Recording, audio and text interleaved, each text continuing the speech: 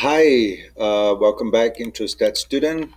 So today we will do another exercise calculating a t interval for a mean. All right. So um, let's dive. Well, before we dive in, let's talk about what a t interval looks like. So t interval. By the way, t interval. Excuse me. I'm gonna Oof. T interval only applies to mean, right? It only applies to mean, where you have like a sample mean, when you have things that you can add and can count quantitative data, right? So T interval.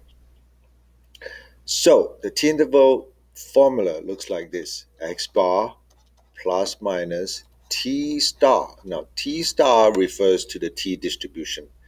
And the reason why we are using a t distribution is because our population standard deviation is unknown, right? We don't usually know this because we don't know this, and therefore this is usually unknown anyway. So it's x bar plus minus t star times s. S is the standard deviation of your sample, right? S is the standard deviation of the sample divided by root n. Okay, so you need to remember this formula, okay, when you do it. So Juana is interested in estimating how long it takes students at her school to complete a maze she designed. She takes a random sample of 4 students and records how long it takes each of them to complete the maze. They work separately from each other, so Juana is willing to assume independence. Here are the data with summary statistics. So there are only 4 students, right? And 4 players. And the sample mean is 39 seconds. Now, according to the formula, so the formula of T interval is x bar plus minus the T star times, actually, wrong, times the standard deviation of the sample divided by root n. So as long as the first number, right, is 39, you should be good. So if you look at all the options here, they all have 39. Okay, cool. So let's figure out then. So let me write out the formula. X bar plus minus T star times standard deviation of the sample divided by root n. And here we know n is 4. And standard deviation, oops, I actually didn't read the question carefully. Standard deviation is 8.83. 8.83. So standard deviation is 8.83. So my x bar is 39. So I should have a 39 somewhere in the front. They all have 39. Okay, cool.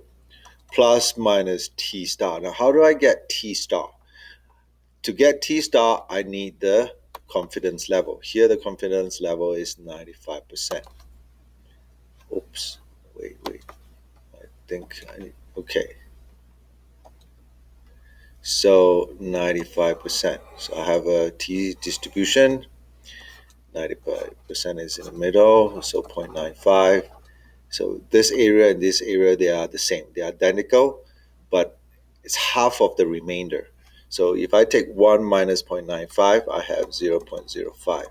And then divided by 2. So this is 0.025. This is 0.025. Okay.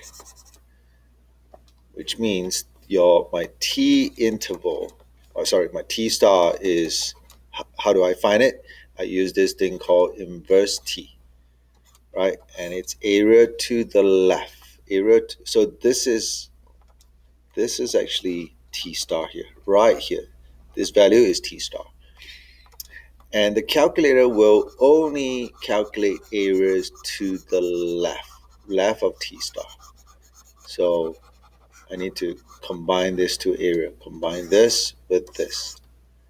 All right, and in doing so, 0.95 plus 0.025 is 0.975. And I need one more thing. It's called the degrees of freedom, which is sample size minus 1. So in this case, sample size is 4, minus 1 is 3. So I need to go to the calculator now and put in inverse t, 0.975, and degrees of freedom of 3.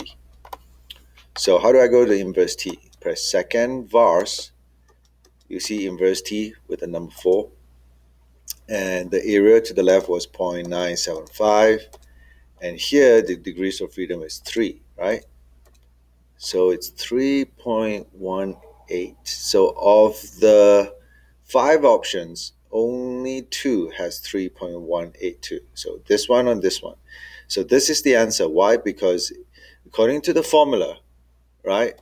According to the formula, we found that this is 3.182. Standard deviation is 8.83 divided by root n, which is root 4. And of all the answers, this one is the one that works. Okay. All right, let's do calculating t interval. I believe that's what we are doing. Okay, so yeah, just review. Again, it's x bar, right? We are doing a t interval. The x bar plus minus t star, right, times standard deviation of the sample divided by root n. Now, sample mean is 3.4, so we know this is going to be 3.4 plus minus. The t star is going to be affected by this confidence level. And how do we do that? Right. So 99%, 0.99, and the tail will be 0.05, actually 0.05, because this and this should add up to 0.01, right? So in order to find t star, we go to inverse t, and it's area to the left, right? Area to the left here. So we need to add this value and this value, which is 0.995. Here, the degrees of freedom is the sample size minus 1, and that gives me 27. So I need to go to the calculator, second vars, and find this one, right? Inverse t, 0.995, degrees of freedom, 27. So second vars, go to number 4, inverse t, and here it's 0.995, area to the left, degrees of freedom is 27. Okay, so my t star should be 2.77. So of the 5 options here, only this one and this one works, right? 2.77, 2.77. The rest, A doesn't work, C doesn't work, D doesn't work. But the answer is E. Why? Because the formula is what? Standard deviation, t star times the standard deviation divided by root n. So standard deviation is 0.72.